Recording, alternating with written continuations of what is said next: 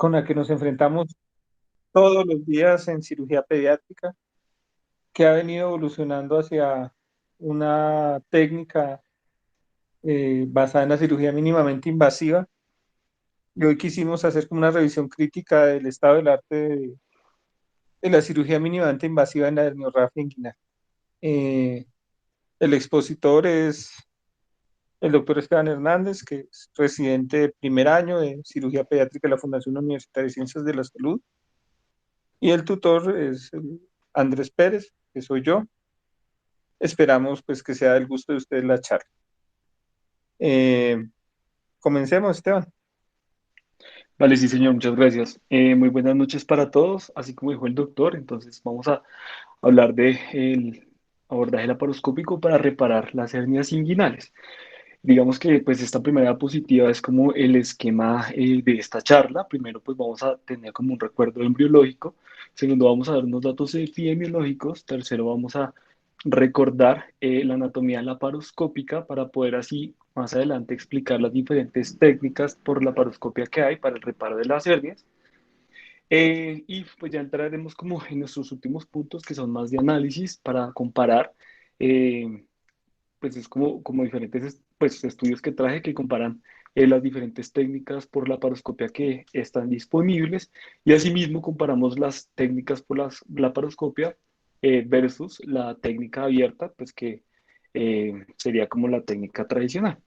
Y por último, pues damos unas pequeñas conclusiones de la charla. Como mencioné, vamos a ver entonces el recuerdo embriológico. El canal inguinal se va a formar en ambos sexos porque se va a desarrollar a partir de estructuras que van a estar presentes cuando la gónada no se ha diferenciado aún. Así es como tenemos esta imagen en la que podemos ver la gónada y estas estructuras de las que les mencionaba van a corresponder al ligamento suspensorio craneal y al gubernáculo. Las dos pues, van a estar presentes tanto pues, en la gonada indiferenciada. Aquí en esta imagen podemos ver el ducto de Wolffiano y el ducto Mulleriano, que pues dependiendo del sexo del niño, alguno de los dos se va a atrofiar. Lo que nos importa aquí entonces va a ser el ligamento genitocaudal, genitoinguinal caudal o también gubernáculum.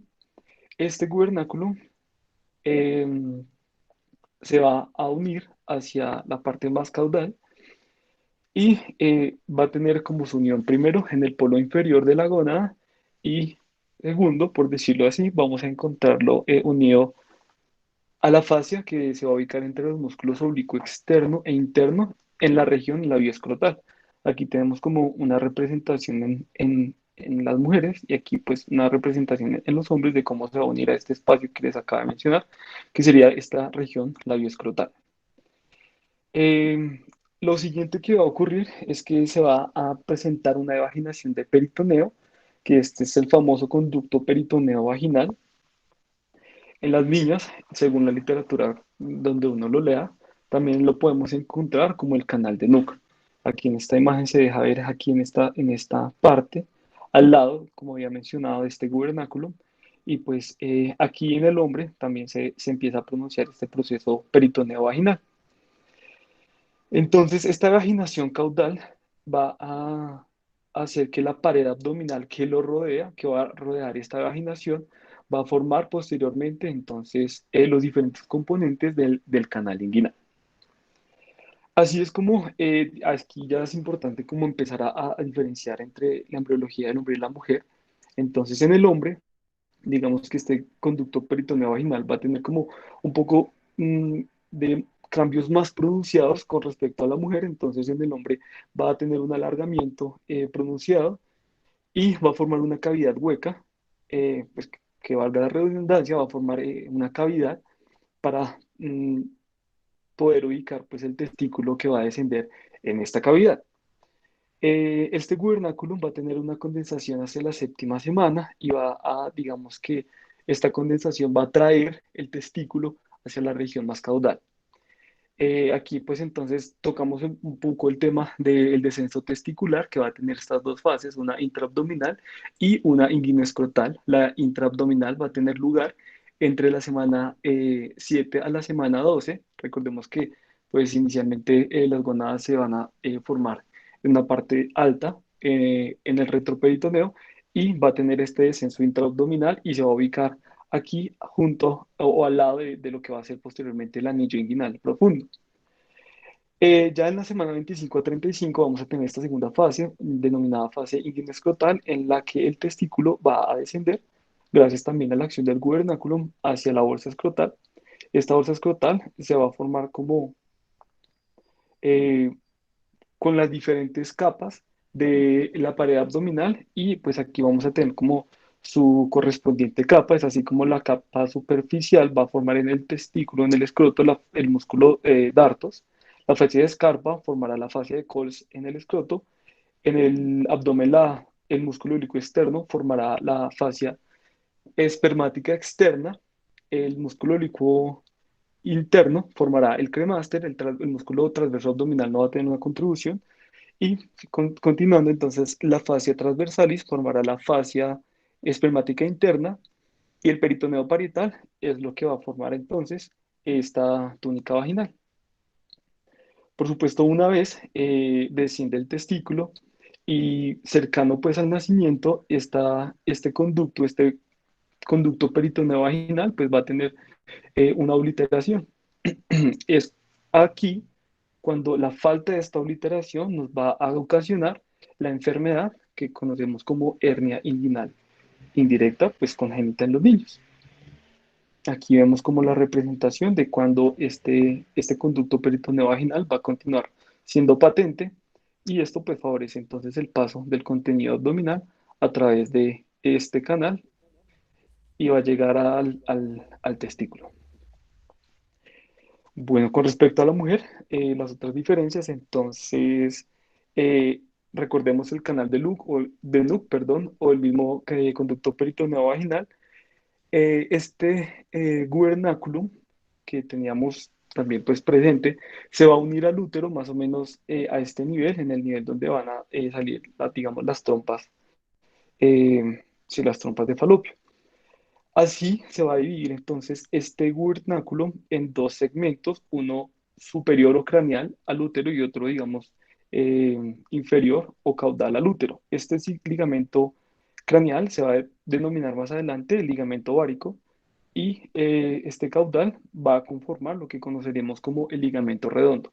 El ligamento redondo será entonces la estructura que va a pasar a través del canal inguinal que se forma también en la mujer y va a llegar hacia el labio mayor.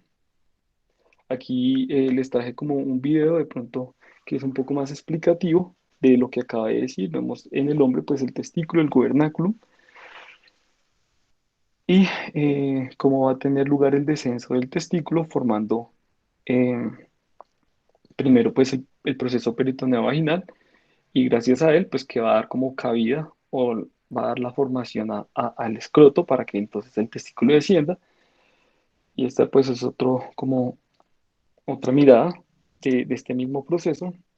Aquí pues resaltando entonces que las capas de la pared anterior del abdomen van a también conformar las diferentes capas del escroto.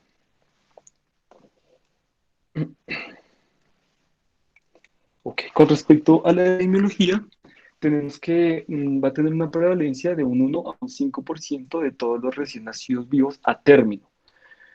Por supuesto, va a tener como una mayor prevalencia en los recién nacidos pretérmino, por lo que acaba de mencionar, porque como dije, este conducto peritoneo vaginal se va a cerrar cerca del nacimiento. Va a tener una mayor frecuencia, se describe una, pues 3 a 4 veces mayor en los niños que en las niñas, y también vamos a encontrar diferencias en la edad de presentación respecto a los niños y a las niñas. En los niños, el pico de presentación va a ser antes del año de vida y en las niñas, aproximadamente a los 4 o 5 años, va a tener este pico de presentación. Más frecuente va a ser el del lado derecho. Se describe que en este descenso testicular es el testículo derecho el que se demora un poquito más, entonces por eso el lado derecho pues va a ser como el más frecuente, un 60% del lado derecho, el 30% de la hernia pues va a ser del lado izquierdo y aproximadamente un 10% va a ser bilateral. Sin embargo, en las niñas este hallazgo de una hernia inguinal bilateral va a ser el doble de frecuente de lo que es en los niños.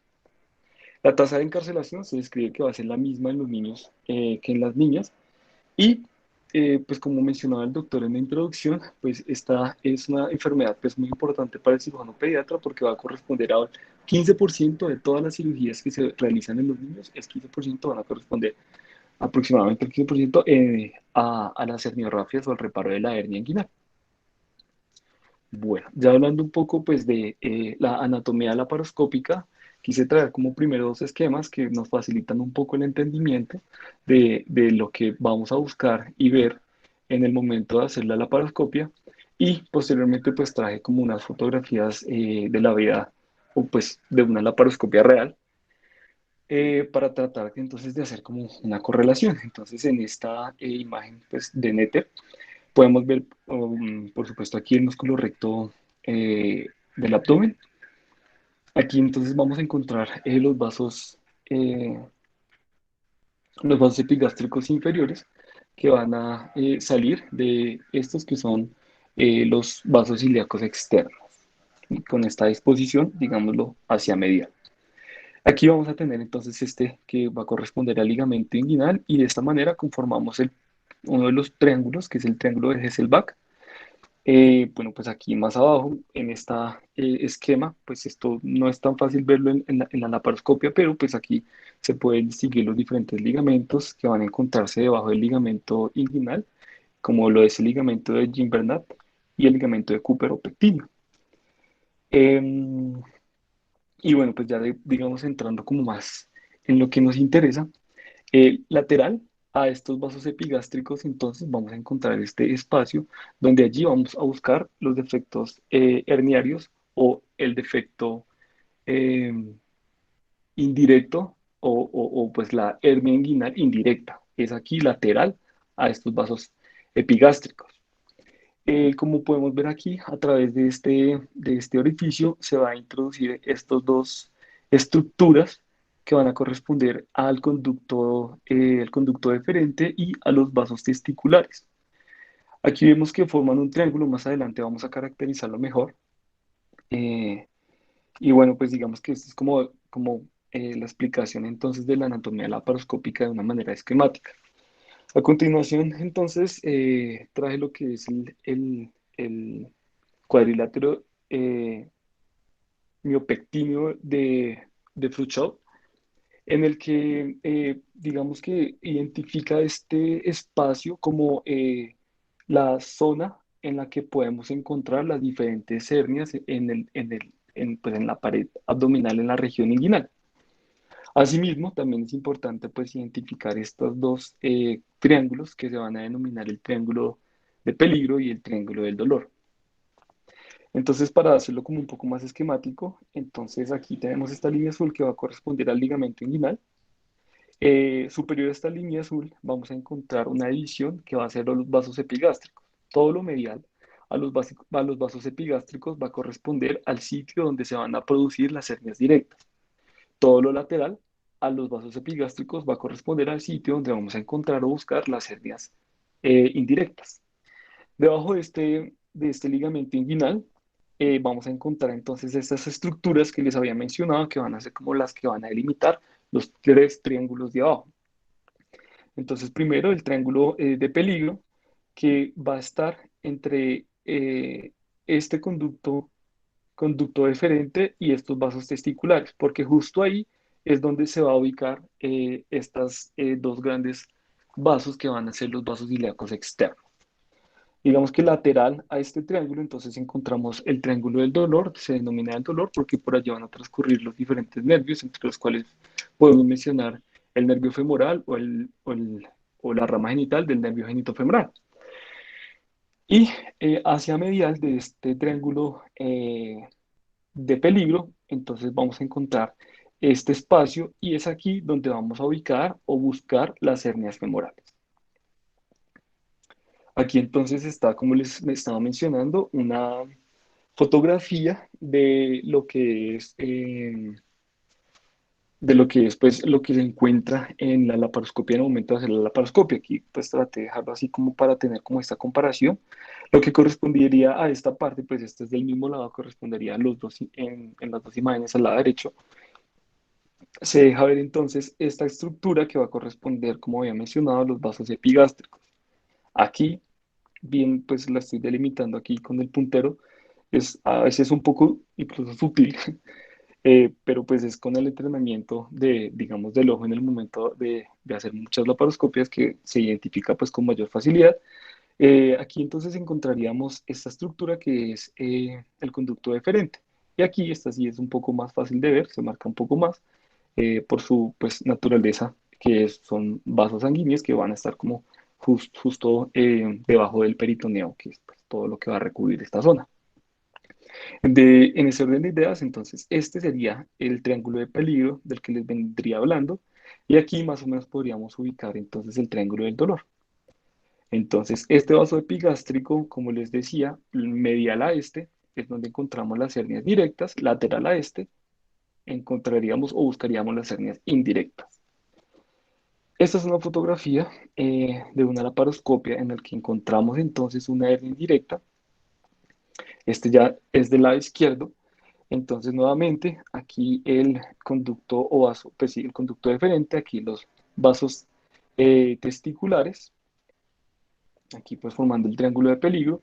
Aquí más o menos de pronto no hay suficiente como espacio en la fotografía para dejar ver claramente pues estos vasos epigástricos que tendrían más o menos esta disposición y como decía lateral a estos vasos epigástricos, entonces es donde encontramos está el defecto herniario inguinal pues indirecto.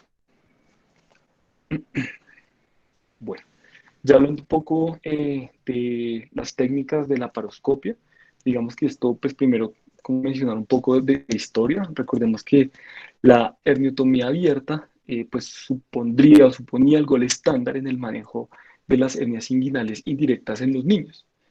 Sin embargo, tenía o presentaba como una dificultad que pues representaba porque tenía una alta tasa de hernia del lado contralateral, como vimos en la epidemiología.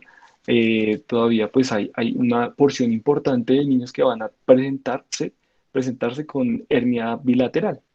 Entonces, cuando se manejaba de un solo lado, digamos que se perdía como esa oportunidad de un tiempo quirúrgico para poder hacer la hernia del lado contralateral, cuando tenía. Entonces, después el niño consultaba porque tenía la hernia del otro lado. Eh,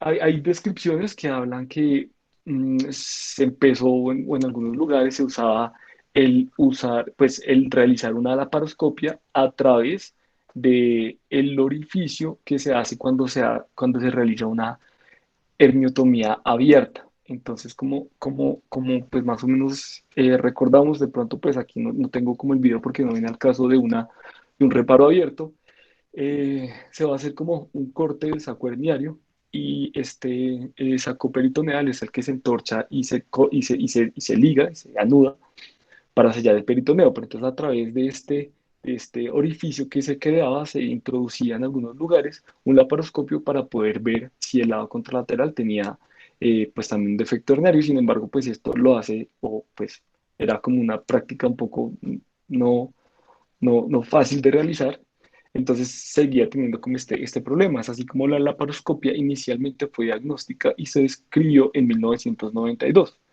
Posteriormente, Scheer en 1998 describió una serie de etnografias realizadas en niñas que realizaba una puntada en Z o en N. Montupet y Esposito, un año después, intentaron una sutura en bolsa de tabaco o purse string también descrita como una jareta, pues es una puntada que se hace alrededor de todo el anillo inguinal. Esto, pues digamos que era el punto y todo se ponía de manera intracorpórea. Y ellos fueron como los primeros, sí, los que empezaron a describir esta opción de realizar el manejo laparoscópico para estas hernias. Y en los siguientes 20 años se han venido desarrollando muchísimas técnicas con diferentes variaciones eh, que vamos a encontrar en sí. Se aborda el anillo de manera intra o extraperitoneal, la cantidad de puertos utilizados, vamos a encontrar técnicas que usan un solo puerto, otras que usan dos, otras que usan tres, o el tipo de sutura, a veces pues describen diferentes tipos de sutura, pues, básicamente lo van a clasificar en absorbible o no, si el anudado va a ser intracorpóreo o extracorpóreo. Eh, entonces, para empezar pues a hablar de estas técnicas, primero pues describir que pues su primer uso fue para el diagnóstico, siendo el gol estándar para diagnosticar las hernias. Pues previamente se usaba la herniografía o la ecografía para hacer el diagnóstico de las hernias. Sin embargo, el gol estándar viene siendo esta laparoscopia porque tiene una sensibilidad del 99,4% y una especificidad del 99,5%, superando estas técnicas de diagnóstico antes realizadas. Entonces, esta técnica, digamos, diagnóstica, le ponía fin al dilema de saber si realizar una exploración contralateral abierta o no. Permitía también o permite ver adecuadamente la morfología del defecto, qué tan grande es, si tiene o no contenido intestinal, cómo está el contenido intestinal, si hay sufrimiento de asa o no. También la localización exacta, como pues estábamos viendo previamente, eh, si de pronto presentaba el niño una hernia indirecta, una hernia directa, una hernia femoral, hernia en pantalón, y también pues la naturaleza de la hernia, como mencionaba, si está encarcelada, si es una hernia recurrente, también si hay como otras malformaciones o alteraciones aquí concomitantes en el defecto herniario. Entonces, pues, digamos como es como una de las partes centrales de la charla, es describirles las diferentes técnicas de la paroscopia, que hay realmente son muchas. Yo podría demorarme hasta muy tarde esta noche tratando de escribirlas todas.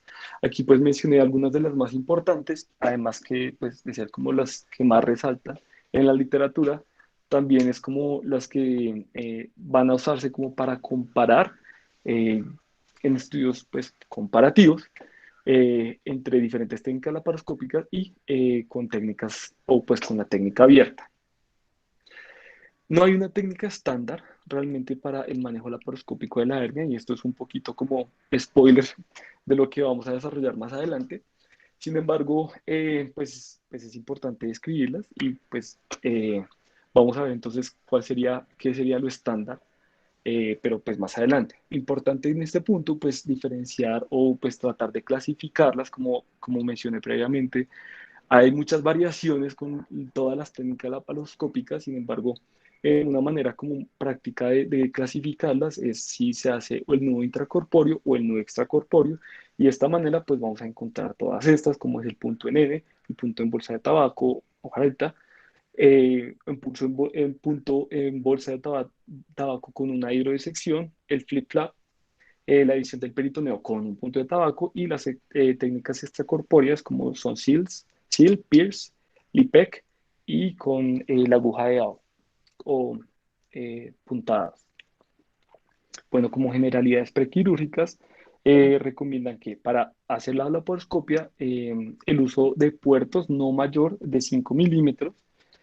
La posición del Trendelenburg de 15 a 20 grados facilita entonces, por supuesto, que pues por gravedad los órganos que están dentro de la cavidad se suban y permiten como un mayor espacio y una mejor exposición del lugar de trabajo y de la hernia.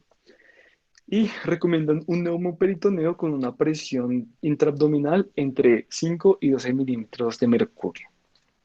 Bueno, comenzando, aquí tenemos el punto en N, que fue, como había mencionado, el primero descrito por la paroscopia. Estas son imágenes originales del artículo en el que Shear describió este punto. Entonces, que fue escrito, como les mencioné, en 1998, una serie de niñas, y en 2000 ya se pudo aplicar entonces para los niños.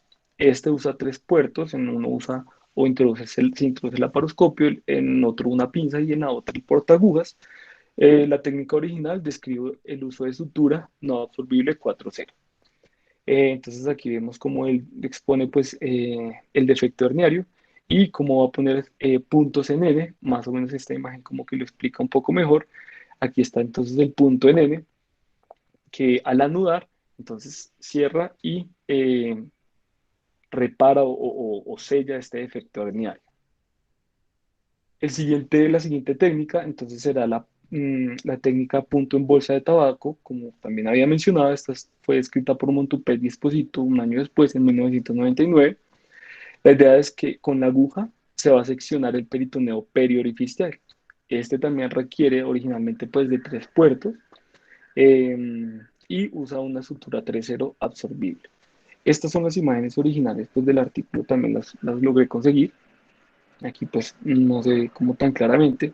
Aquí sí se ve un poco más claro, entonces vemos como en pues, como en el espacio de trabajo se introduce la sutura a través de todo el anillo o de todo el defecto herniario y al rodearlo se saca la sutura, digamos, nuevamente del peritoneo hacia la cavidad y se anuda. Y con el nudo entonces se va a reparar esta hernia o pues el defecto.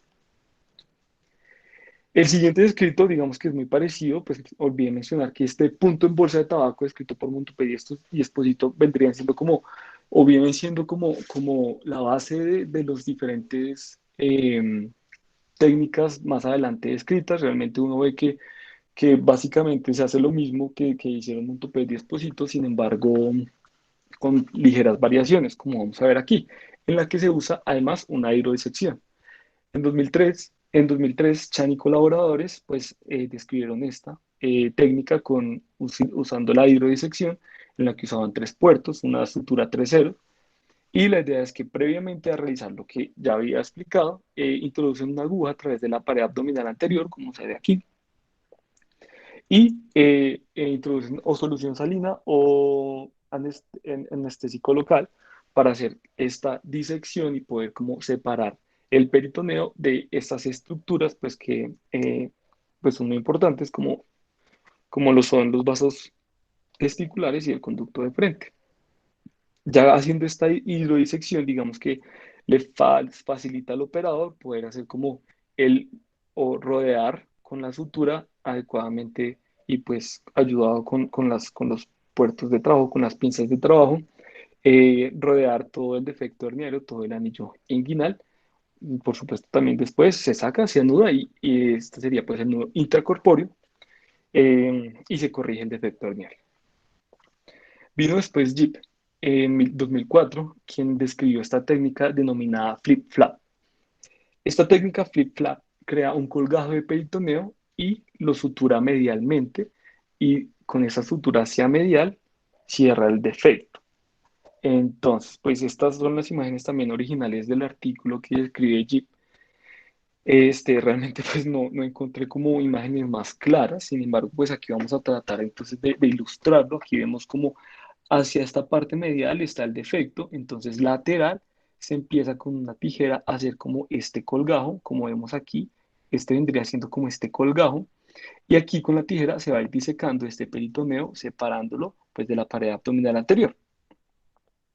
Se va separando este colgajo y hasta que llega entonces la disección hasta hacia o al defecto herniario y cuando esta disección, digamos que automáticamente entonces sellará este defecto herniario y este colgajo entonces se va a suturar medial al defecto herniario como haciendo una tapa. Yo lo entendí haciendo como una tapa sobre este conducto peritoneo vaginal permeable.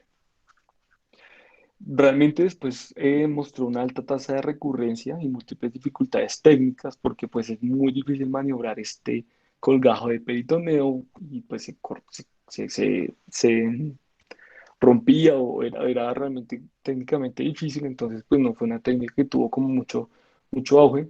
Aquí pues más adelante se sigue como en estas fotografías como describiendo, aquí vemos cómo se sutura medialmente y en teoría pues se sellaría. Aquí vemos el sello de, del, del anillo inguinal, des- des- dejando como al descubierto parte de la pared anterior, lo dejan descubierto de este peritoneo que se usó como colgajo.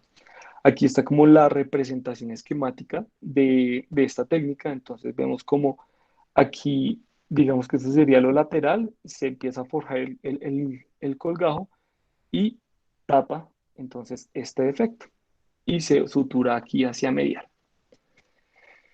Esta es otra de las técnicas, se denomina división del peritoneo más el punto de tabaco. Fue escrita por Wheeler en el año 2011, en la que usa 3 puertos. Aquí puede encontrar este video, en el que, bueno, por ejemplo, aquí podemos ver claramente cómo, y es como la había mencionado, como las ventajas de hacer las técnicas laparoscópicas, hizo una reducción fácil pues del contenido herniario, que en este caso es el biplón.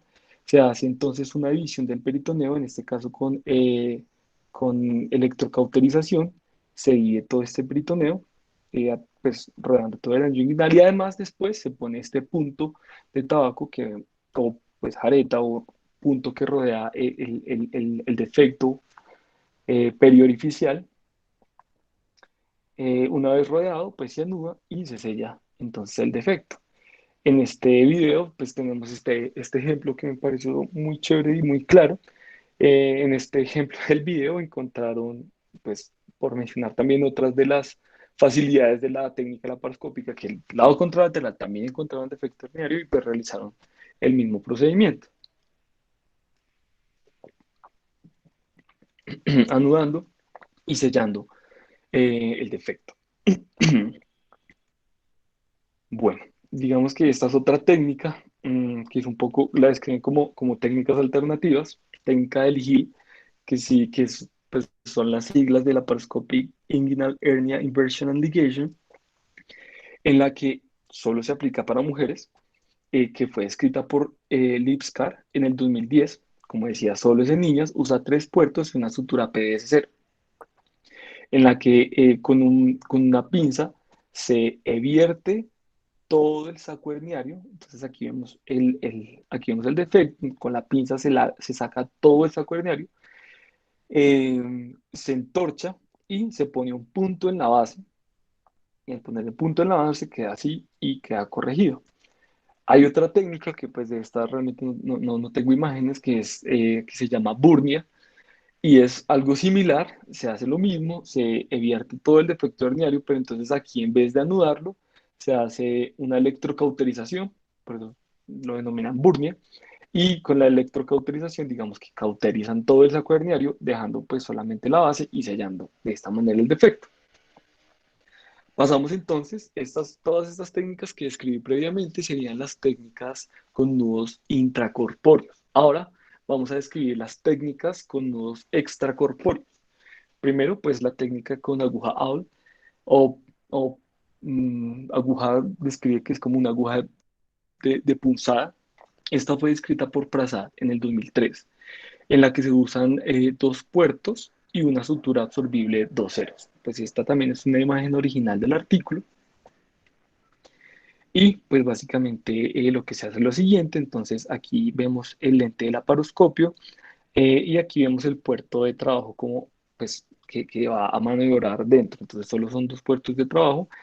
eh, y el objetivo entonces es que a través de esta aguja que tiene un orificio en su punta, se va a insertar la sutura y con la sutura dentro de este orificio se va a insertar esta aguja a través, primero, del anillo inguinal interno.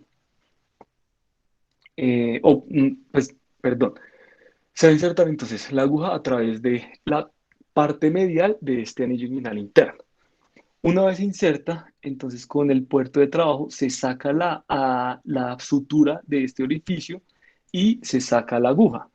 Posteriormente, se vuelve a insertar la aguja a través de el lado, digamos, lateral de este anillo y dentro se trata de enhebrar nuevamente la sutura dentro de esta aguja, sacando la aguja y así rodeando por completo entonces el defecto y quedando fuera entonces los 2 cabos del hilo se anuda y se haría el reparo pues entonces de este defecto. Más adelante encontramos la técnica SEAL, que significa Subcutaneous Endoscopically Assisted Ligation, que fue escrita por Harrison en el 2005, en el que solamente utiliza un puerto y una sutura 2 ceros no absorbible. También usa una aguja de Tuohy. En esta técnica, lo que tratan de hacer es, de pronto aquí vemos en esta imagen, cómo se pinza entonces la sutura eh, y en el lado, pues hacia el otro lado, digamos, del anillo, se inserta esta aguja de tu oji.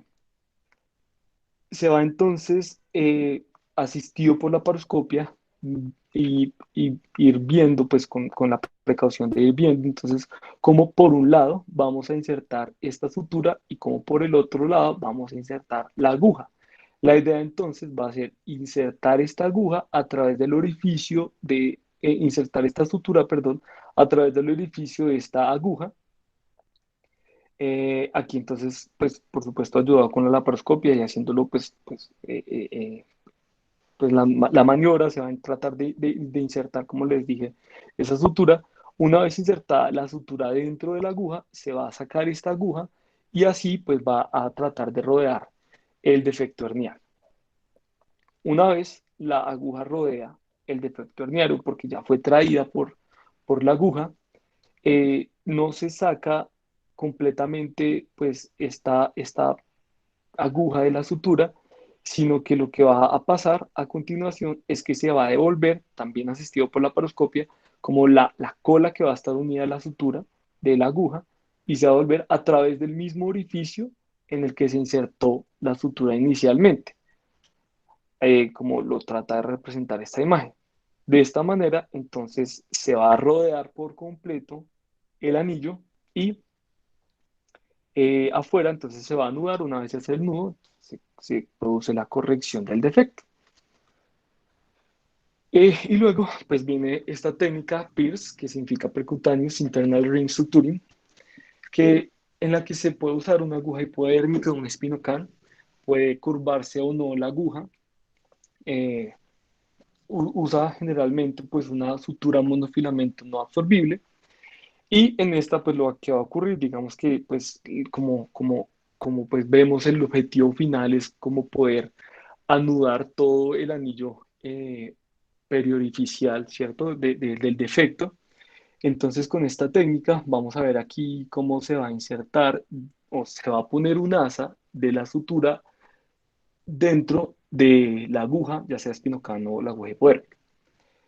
Se va a insertar esta asa y desde afuera pues se inserta recorriendo primero aquí en este ejemplo la parte lateral del anillo hasta que en la parte posterior del defecto entonces se va a sacar hacia la cavidad de esta aguja. Como más o menos también se deja ver aquí en una manera pues esquemática, de pronto es un poco más fácil cómo se inserta y se deja un asa dentro de la cavidad. El siguiente paso es que a través del mismo orificio en la pared abdominal se va a insertar nuevamente la aguja con una nueva asa, pero esta aguja entonces va a irse por el otro lado del anillo inguinal. Entonces esta primero fue lateral, ahora se va a ir hacia medial.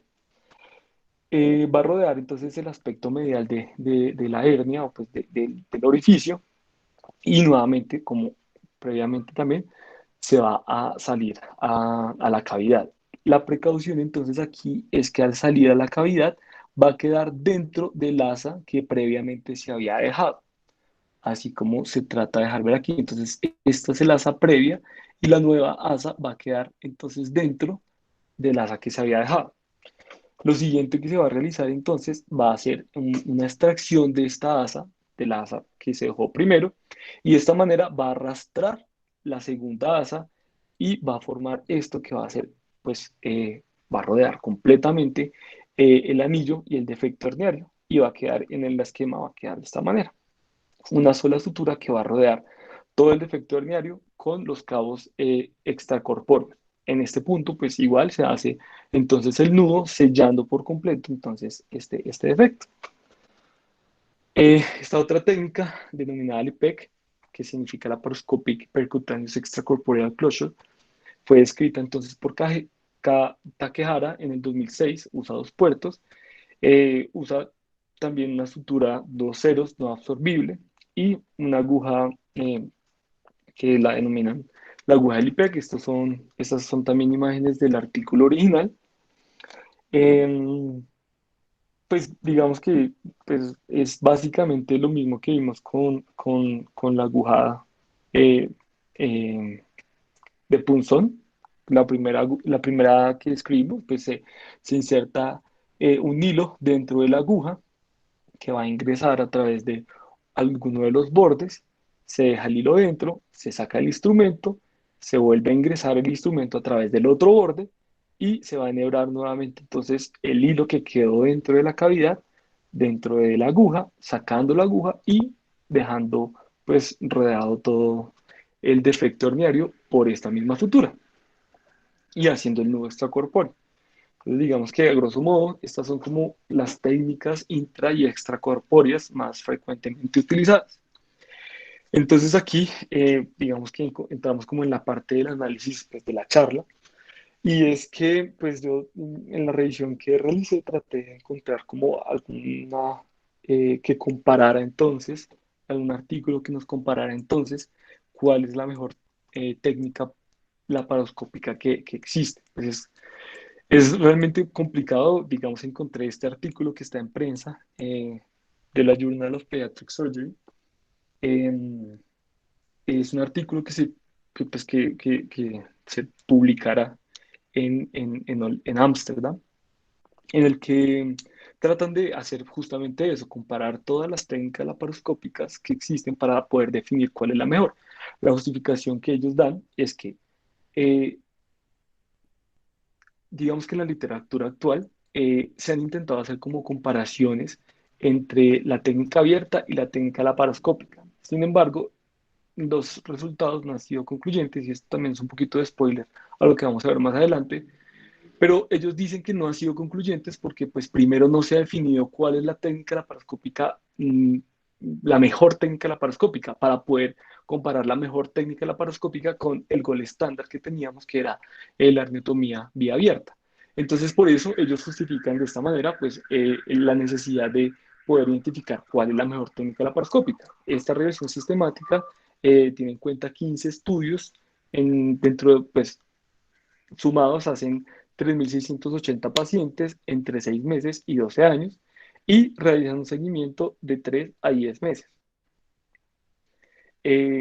Como estaba mencionando, pues hay muchas técnicas descritas en la literatura y entonces la manera más práctica que ellos encontraron fue agruparlas entre las técnicas que usaban una sutura intracorpórea y las técnicas que usaban una sutura extracorpórea. Aquí tengo pues una tabla resumida de los datos, pues esto es como mucha información. Aquí lo importante que quiero que veamos es pues aquí cada artículo que usaron o tuvieron en cuenta en esta revisión. Pero entonces aquí lo importante es el seguimiento, porque digamos que esto es uno de los puntos que estuvo en contra para poder sacar como unos resultados realmente concluyentes y es que el seguimiento de algunos de los artículos era muy poco. Como vemos acá, este que solo fueron 3 meses, este fueron solo 6 meses. Y pues para medir la tasa de recurrencia eh, a un seguimiento de 3 meses, pues entonces pues analizábamos con el tutor que tiene que ser pues una muy mala cirugía para que haya una recurrencia a los 3 meses. Entonces digamos que esto eran como puntos en contra de este análisis que hicieron los autores de este artículo. Entonces, ellos encontraron que se hizo un reparo con nudos intracorpóreos a 738 niños y un reparo con nudo extracorpóreo a 2.942 niños, encontrando una recurrencia. Aquí están los resultados. Entonces, la recurrencia con técnica intracorpóreo fue de 3,4% comparado al nudo extracorpóreo que fue de 0,7%.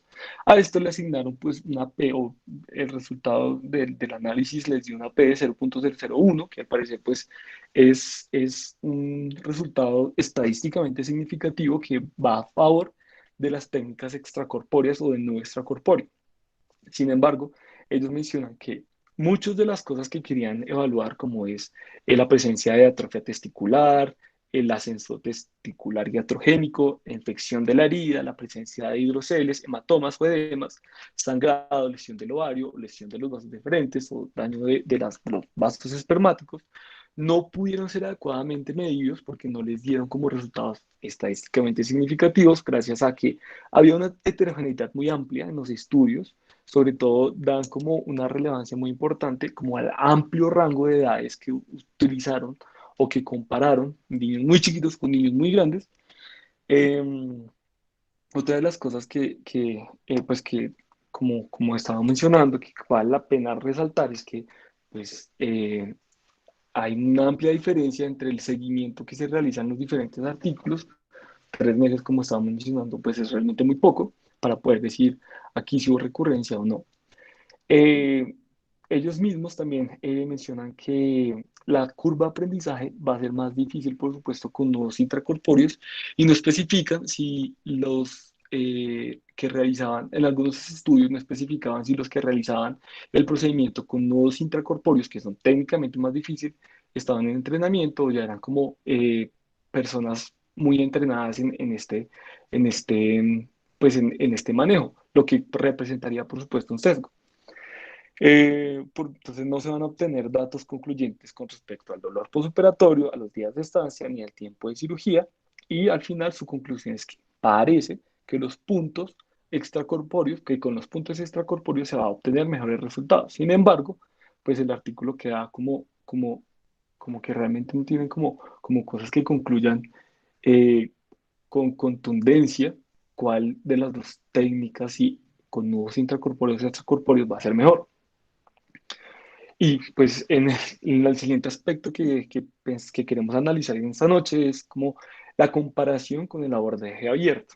Entonces, eh, cuando vino el auge de la técnica laparoscópica, por supuesto, se asumió diferentes como ventajas, como un mejor resultado estético, menor dolor postoperatorio, menor atrofia testicular, menor riesgo de infección de las heridas y por supuesto la oportunidad de diagnosticar y tratar bienes contralaterales, pero pues al momento de decir con datos estadísticos de esto, qué realmente tiene mejor o mayor beneficio con la técnica laparoscópica versus la abierta, entonces pues encontramos cosas que de pronto nos pueden incluso sorprender.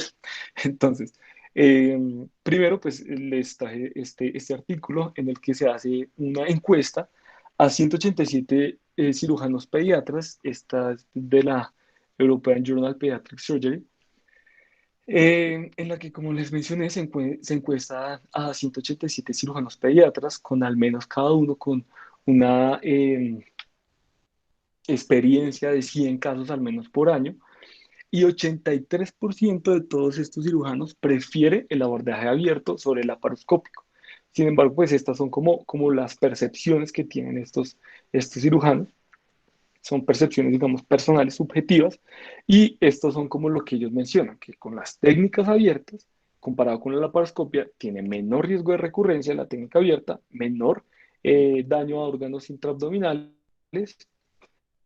eh, pues en alguna medida pues también el daño a los vasos y es un procedimiento más rápido. Sin embargo, pues aquí ya baja un poco la proporción de cirujanos que piensan eso a favor de la herniorrafia abierta.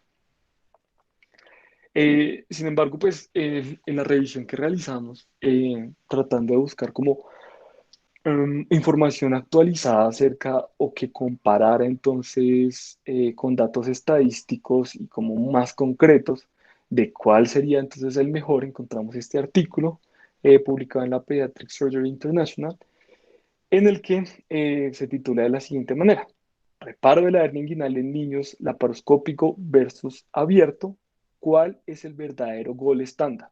Y es una revisión sistemática y un metaanálisis en el que mmm, van a, pues después de hacer los criterios de inclusión y exclusión de los diferentes artículos, se quedan con 21 artículos para el total de los siguientes pacientes: 3.477 niños a los que se le realiza procedimiento por laparoscopia y 2.569 pacientes a los que se le realiza la cirugía abierta. Y pues entonces aquí vamos a ver los datos. Encontraron que no hay que con respecto a la recurrencia, comparando uno al otro, no hay una diferencia estadísticamente significativa. La abierta tiene una recurrencia del 0 al 6.3% y la laparoscópica del 0 al 5.7%. Aquí está el forest plot de esta recurrencia. Aquí vemos como el diamante se localiza en toda la mitad sin poder decir esta o esta es mejor. Con respecto a los pacientes que son llevados a cirugía laparoscópica, tienen mayor probabilidad de riesgo de infección según este artículo. Entonces aquí vemos el forest plot también con una P de 0.003 en el que está a favor la cirugía abierta. Otro de los aspectos que analizó esta revisión y metaanálisis es respecto a el testículo ascendente iatrogénico, en el que está a favor más de la cirugía laparoscópica, justo con una P de 0,05 a favor. Sin embargo, pues con otras medidas que se tomaron, como, bueno, esta que es la hernia contralateral, por supuesto, sí, es indudable, con una P de 0,0002, que va a ser a favor de la cirugía laparoscópica, pues la detección de la hernia contralateral. Y de los siguientes aspectos que se pretendieron analizar con respecto a los días de estancia hospitalaria, el daño o las complicaciones intraoperatorias, el sangrado, la atrofia testicular hidrocele, no encontraron realmente una diferencia significativa con los artículos o con eh, pues, sí, los estudios comparativos que analizaron en esta revisión. Otra pues, de los aspectos que de pronto sí cabe la pena mencionar es con respecto al tiempo de cirugía, en el cual cuando es una hernia unilateral, no hay diferencia si es vía abierta o vía laparoscópica. Sin embargo, cuando es una hernia bilateral, por supuesto va a ser más rápido cuando es una hernia corregida de manera laparoscópica respecto a la hernia abierta o el abordaje abierto. Respecto al dolor postoperatorio, realmente pues los resultados fueron variables. No todos los estudios tuvieron como presente esta variable para analizarla y encontraron estudios que estaban como muy a favor de la hernia abierta y otros que estaban muy a favor del abordaje, perdón, el abordaje abierto, el abordaje laparoscópico. Entonces, digamos que nos quedamos como al final, si la recurrencia realmente no es significativamente diferente, si los días de estancia, el daño intraoperatorio, el sangrado, la atrofia testicular e hidrogel no tienen una diferencia significativa, entonces pues nos quedamos como con muy pocos como aspectos para poder analizar de cuál sería entonces la mejor. Como les expuse en esta revisión que se realizó pues, de este artículo. Y pues por último, las conclusiones después de lo que hablamos hoy durante esta charla. Entonces, es importante tener en cuenta que el conocimiento claro de la embriología y de la anatomía del canal inguinal va a ser indispensable para poder intentar hacer una corrección de los defectos y también, si tenemos un conocimiento claro de estos dos aspectos, la anatomía y la embriología, nos va a dar una perspectiva que nos va a permitir realizar los diferentes abordajes quirúrgicos, entenderlo bien para poder saber corregirlo bien. Eh, es importante también conocer las diferentes técnicas para corrección de hernias inguinales por laparoscopia.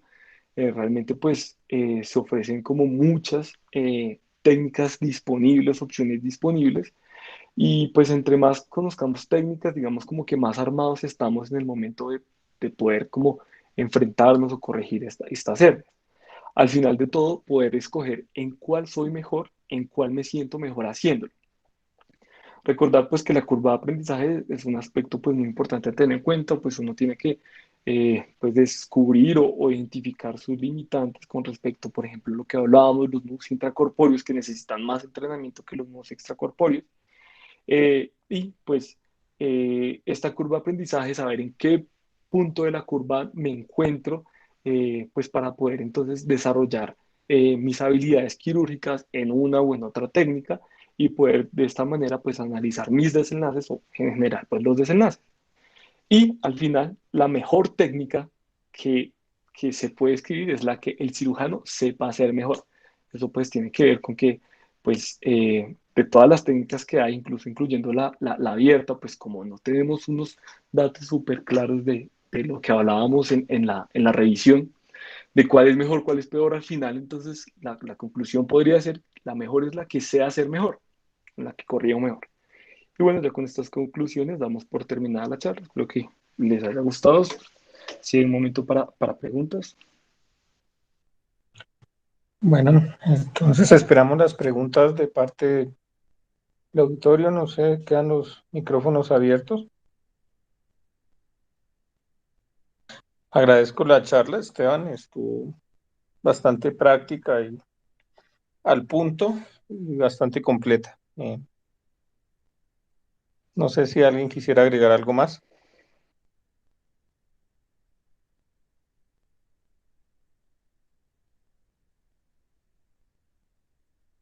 Buenas noches. Yo tengo una pregunta con respecto al tipo de sutura. Creo que pues Esteban habló mucho acerca de las suturas no absorbibles, pero no sé, hay algunos que utilizamos trenzada y otros que utilizan monofilamento. ¿Qué podemos como analizar acerca de esas dos tipos de suturas? ¿Cuál es mejor o qué tipo de técnicas utilizan una o la otra? Bueno, pues realmente, digamos que eso ha sido digamos, aparte en las técnicas que se ha dejado a preferencia del cirujano. En general, la tendencia es a usar incluso monofilamento absorbible algunos, pero en general el monofilamento ha ido como ganando bastante espacio respecto a la sutura trenzada. La sutura trenzada produce mucha más reacción, digamos, inflamatoria y eso ayuda a cerrar mejor el defecto en la herniostomía, pero digamos que el monofilamento es más fácil de manejar para algunos cirujanos. El problema pues radica en que es enteramente como al gusto del cirujano, no hay un estudio como tal que determine cuál de las dos es mejor. Sin embargo, pues estaremos igual mirando a ver si hay algo más, pero pues no, al momento no hay nada. No sé si Esteban quisiera agregar algo más. No, pues sí, pues es como que yo lo que mencioné fueron cómo se describió la técnica original con las diferentes suturas que se usaron. Sin embargo, pues de acuerdo con el doctor, lo que yo pues he alcanzado a ver es que cada cirujano tiene como a elección diferentes suturas porque en su experiencia le va mejor con una o con otra. Eso es lo que quisiera, lo que quería agregar. No sé si hay alguna otra pregunta.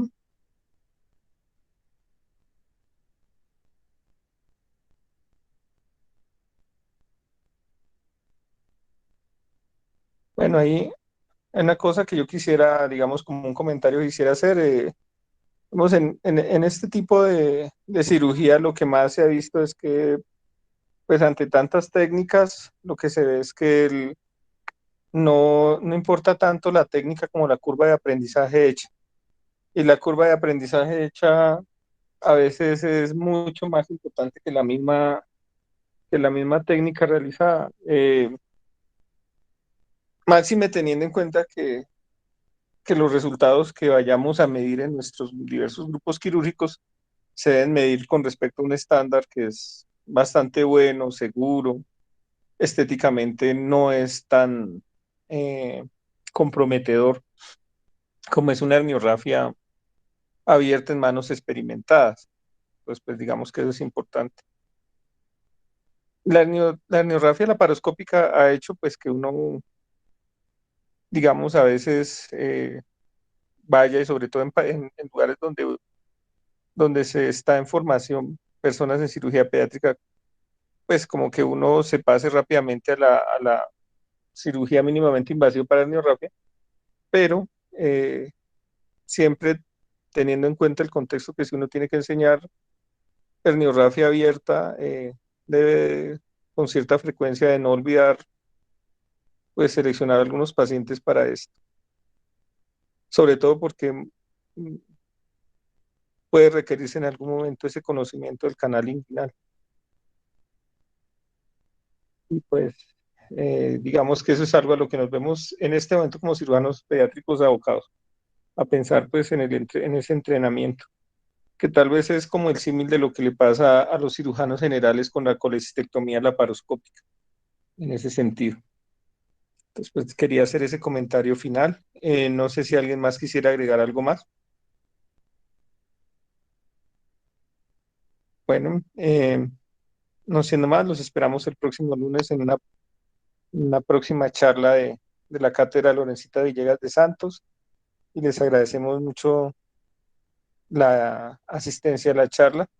Muchísimas gracias, Esteban. Estuvo muy completa la charla y pues respondió casi todas las preguntas. dejó a la concurrencia sin palabras. Y pues muchísimas gracias por su asistencia. Los esperamos el próximo martes, porque el próximo lunes es lunes festivo. Muchas gracias.